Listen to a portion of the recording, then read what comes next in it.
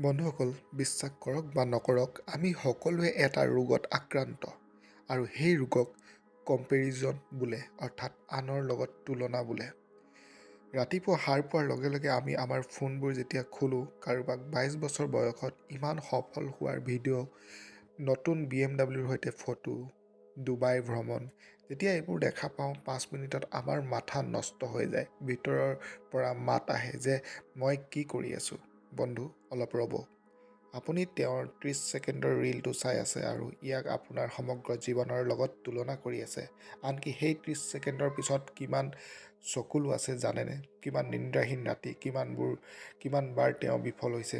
Instagram হৈছে এটা highlight reel, কোনেও পৰ্দাৰ আঁৰত দেখুৱাই নিদিয়ে।